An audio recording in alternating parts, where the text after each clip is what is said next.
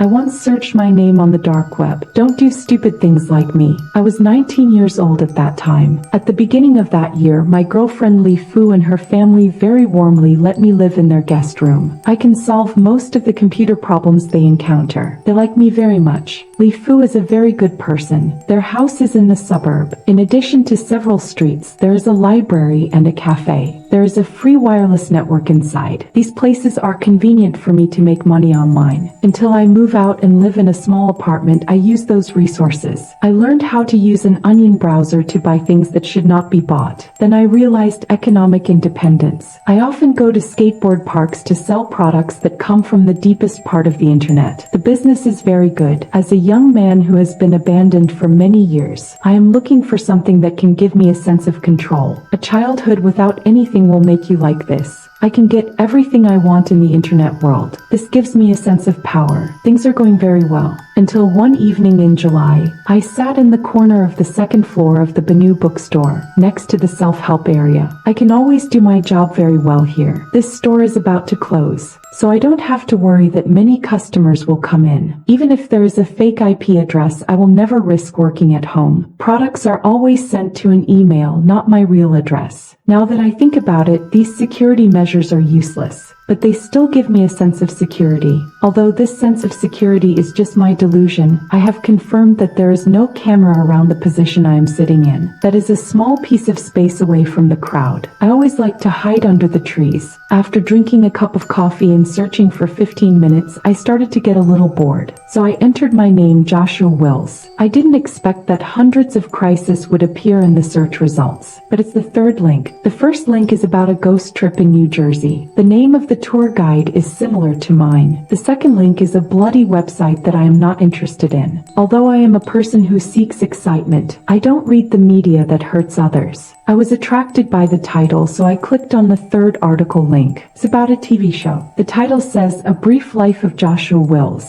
At first, this name didn't surprise me, because there are many TV shows with the same name. There is a prequel on the web page. The first paragraph talks about why there is no sequel after the first season. To kill time, I watched the prequel of the first season. In the first episode, Joshua's father is a notorious gang member. His mother is an old film actress. She tried to use her son to transport illegal goods, then she sold the goods to a large criminal group on the way. But she was intercepted by the authorities. Their son went to the Children's Protection Center. This prequel left a deep impression on me. This TV show doesn't have a list of screenwriters and directors, but it shows the date of broadcast. This year and this month coincide with the time I experienced. The same thing happened to me at that time. The Children's Protection Center I went to is also called Onchuan Harbor. I was too young at that time. The details are not clear, but the facts are roughly consistent. I took a breath. I want to take this as a rare coincidence and ignore it. Then I read the second article link. In the second episode, we followed Joshua on his 15th birthday. He went to the Children's Protection Center for the first time because he threw a table at the teacher. Although he didn't hit the teacher, he still made a complaint because he doesn't like this student very much. Joshua became friends with a missile ghost named Ian. They ran away, but before that, they had a fierce quarrel with other teenagers in the prison. At the end of the film, 2 people were caught. I felt that the cold cat on my arm was up. These things are so similar to my own experience. I was very surprised. I felt a slight dizziness, but I still continued to watch the third episode. I couldn't help but continue to sweep down. In the third episode, Joshua was free. A few days later, he decided to break in, enter an old man's house in the upper class. His goal is to take away the old man's watch from the top drawer of the old man's dressing table. After entering the house, Joshua found that the old man did not go on vacation according to the plan. This man was sleeping in the bedroom. Then Joshua accidentally woke up the victim. He was chased by the landlord outside. Then this old man died of a heart attack on the street. I felt my chest tighten. All of this is true,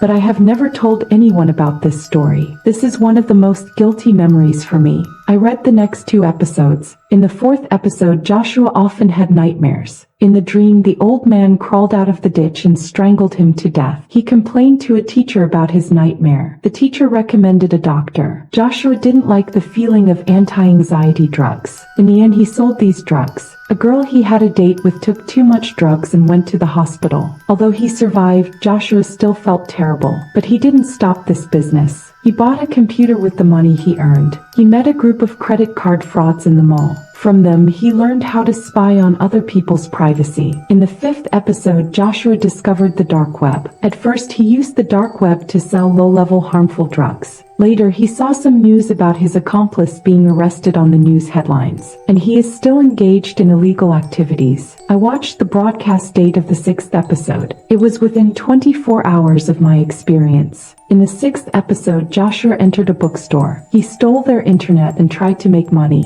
What he didn't find was that there was a bald man in a t-shirt. He was reading a science fiction. This stranger was actually an undercover agent of the FBI. There were microphones and cameras under the t-shirt of this government official. He was investigating the perpetrator, but he hadn't found the person he was looking for. The arrest began. They intercepted, wanted, and arrested Joshua. Then they put handcuffs on him. My hands were shaking. I stood up and grabbed a book that Eckhart Tolle wrote. I made myself look less suspicious. Then I opened it. I put my head on the railing and stared at the floor below. There was a person who matched the description of the article. His shirt was loose. There was something on his butt. I knew it was a gun. He had a book in his hand. I took out my phone and pretended to talk to a non-existent business partner about stocks. I put my hand in my laptop and walked down the stairs. I walked backwards. There was a pile of history books. I found a door that wasn't locked and walked in. I came to the warehouse. There were unopened boxes everywhere. I didn't see any staff, so I ran to the back door. I ran between the building and a row of parking lots.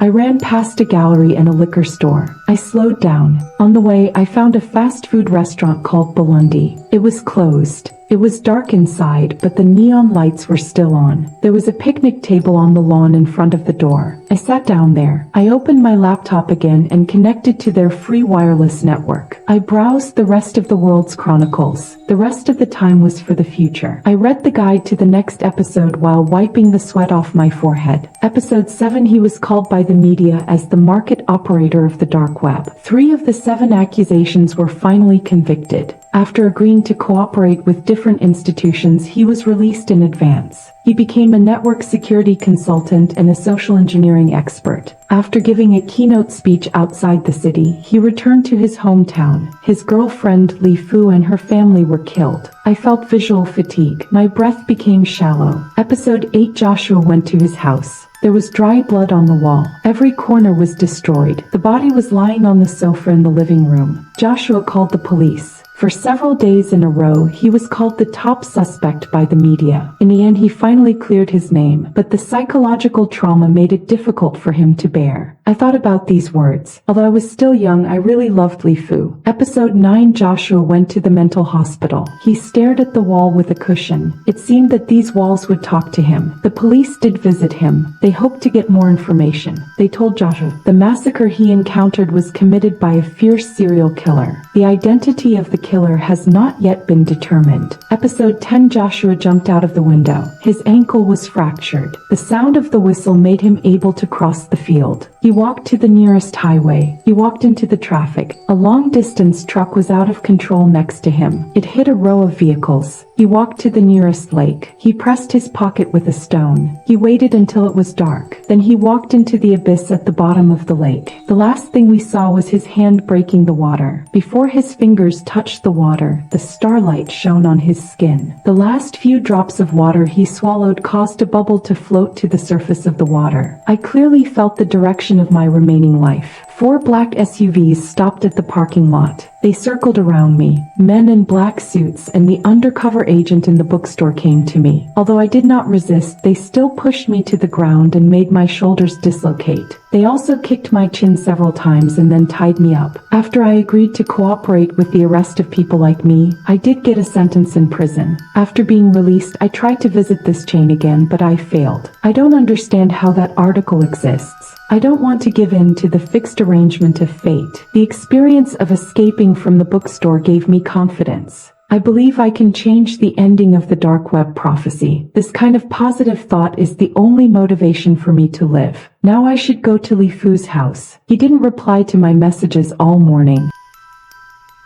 As a 16-year-old high school girl in the United States, I have something more worth doing. Compared to spending all my time on the internet, I prefer to go out with my friends to play and make nails. That day when we were having lunch, my friends were all saying, "Robbie is so brave. One of us should dare to take this big adventure." But I didn't say anything. I don't want to imagine what it would be like to be forced to log into the dark web. Murderers, weapons, I know what's on the dark web, but I'm not interested in these things. Hey, I think Charlotte should take this big adventure. My other friend Christine said, "Nonsense. I don't want to go to that weird website." I replied quickly. Then they all started to shout, "Go, go, go, go." They kept staring at me. I blushed. As more and more people started to shout, I eventually yielded. "Okay, I'll go to that website." I shouted. They all started to cheer. Howie said, "Very good. But to make sure you don't lie, you have to use FaceTime to talk to me on video when you log in. Don't worry. Robbie will send you the website address." She said this with a smile. I was furious with them, but I didn't say anything. Who cares? If I see something bad, I'll close my eyes. They didn't say I had to look. That's what I was thinking. That night, I received a message from Robbie. There was a website link on it. He said to me in the message, "Good luck."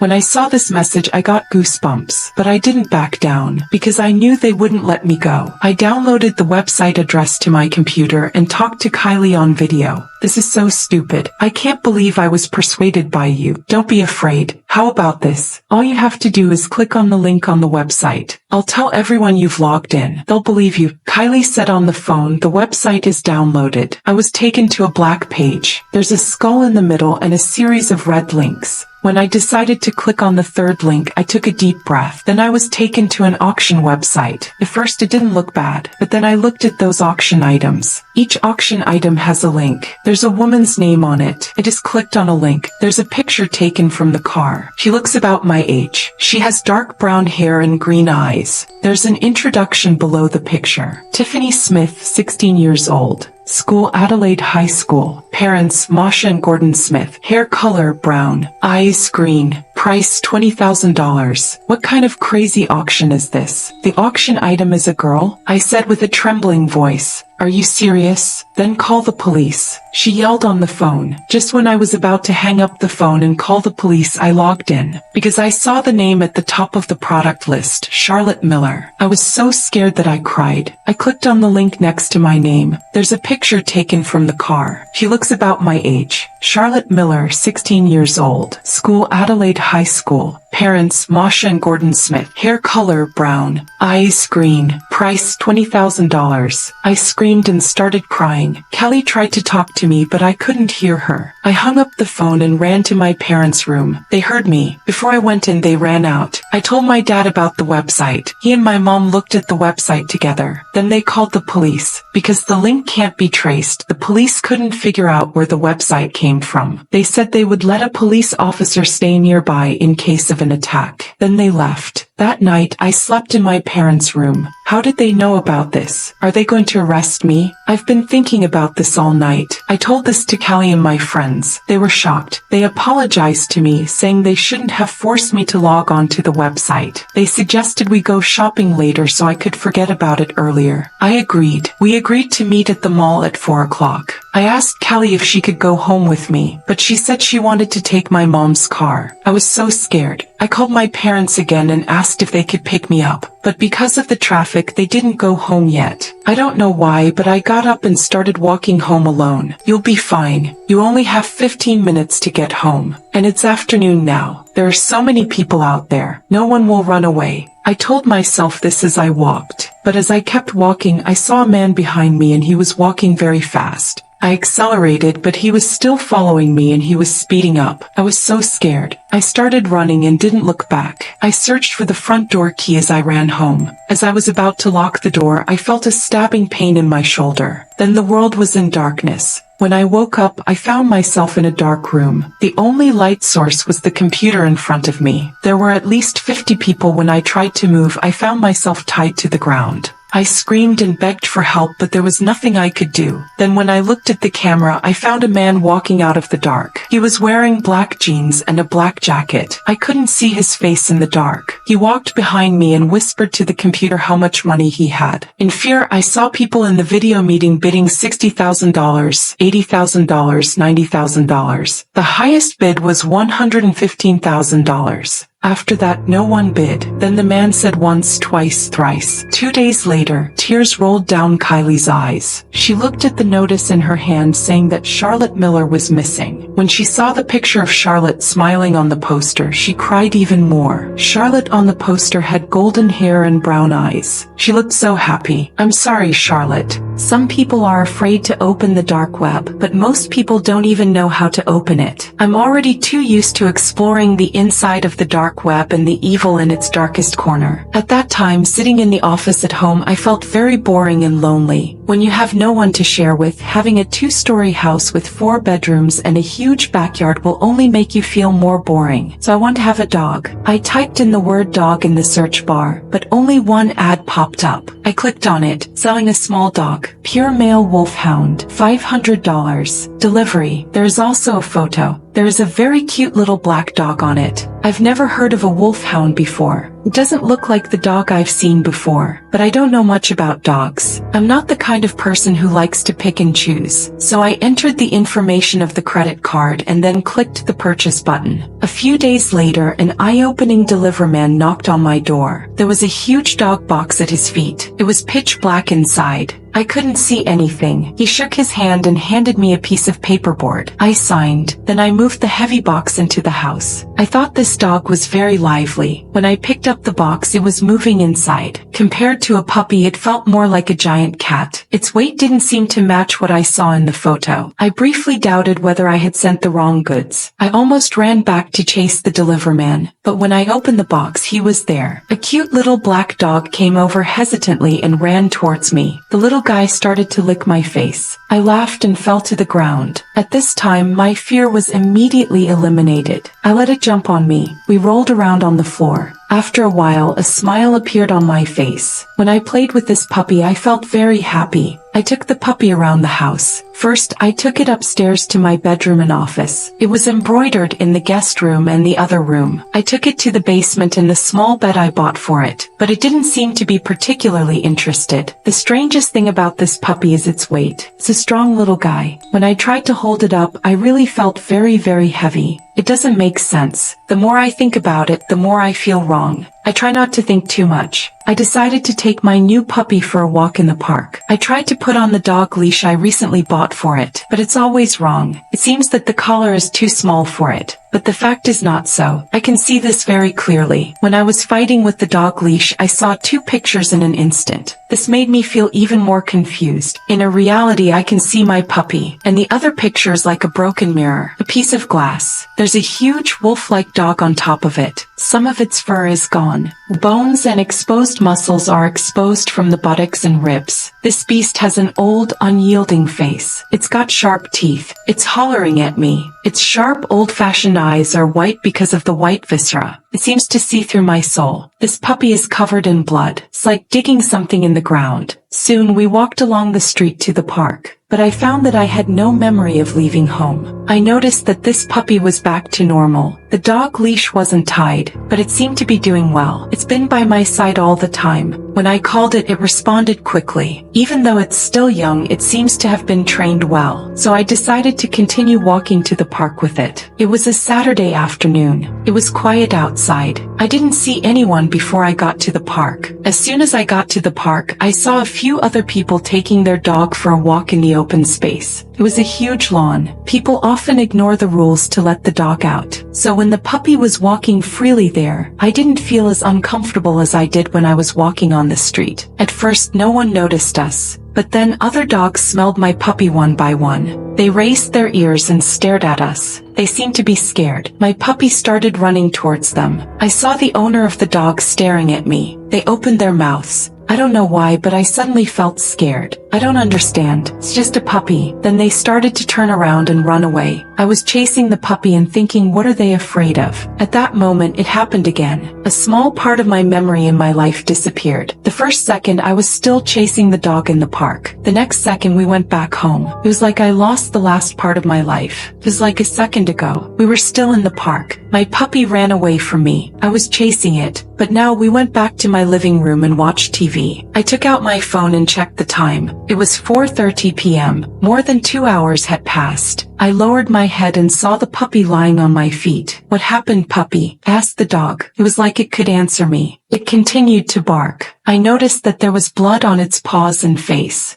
I felt the fear I had never felt before. I tried to remember what happened, but no matter how hard I tried to recall, I still couldn't remember anything. This has never happened before. I was really scared. I hoped my memories would come back, but it was all in vain. What was worse, in the next few weeks, this happened again and again. Every time I left home with the dog, my life seemed to disappear into thin air. Time would disappear. I would walk out of the house. Then I would find myself back home again. The few hours of my life disappeared. This blank period became longer and longer. A few weeks later, I lost 8 hours of my life. I couldn't remember a single detail. Every time I left home, it was like this. So I rarely went out. I hid at home. I never left. I would order takeout. I became a homeless person. But the dog seemed to be very satisfied. It grew up very fast. Even though we were always together, I could notice its changes. It seemed to grow a few inches in one night. Every morning, I could see that it was bigger than before. Looking at this dog, all my worries about my shortcomings disappeared. Only this little dog is important. When I hugged it, the warmth I felt and the way it looked at me seemed to be the only thing it cared about. In the end, my friends started to worry about me. My old friend Tom called me and said that he hadn't seen me for a while. I told him I was fine, but I didn't want to go out, as I had a new dog. I didn't want to tell him the truth, but maybe I should have told him. Maybe this could stop what happened next. I didn't invite Tom over. He just came over directly 1 or 2 days after we finished talking on the phone. We were very close. He didn't wait for me to answer and came straight to me. At that time, the dog was already quite big. When Tom walked in, he stood up alertly. The dog immediately ran towards the front door. My old friend and I had just lost half of the game and started to scream. The world was divided again. I saw 2 versions of my dog. One of them was the cute little guy I knew and loved. The other one was the hell dog that I had seen before that was rotting in the graveyard. It was big and dirty. It lacked a few pieces of meat and fur. It was very aggressive. Before Tom could run away, my dog caught up with him. The hell dog caught up with him. It jumped on Tom and knocked him to the ground. Very quickly, it grabbed Tom's neck and tore the meat off his face. Tom screamed and crawled towards the door as if he wanted to run away. I ran over and pulled the dog off my old friend. I held out my hand to catch it as if I wanted to stop it. It pulled the chicken meat off its bones and used its teeth to dig out Tom's eyes and bit me. Its sharp teeth scratched my fingers. I looked down and saw my shiny white fingers. I dodged it and ran away. Tom was already dead. The evil dog tore its throat. I heard it scream.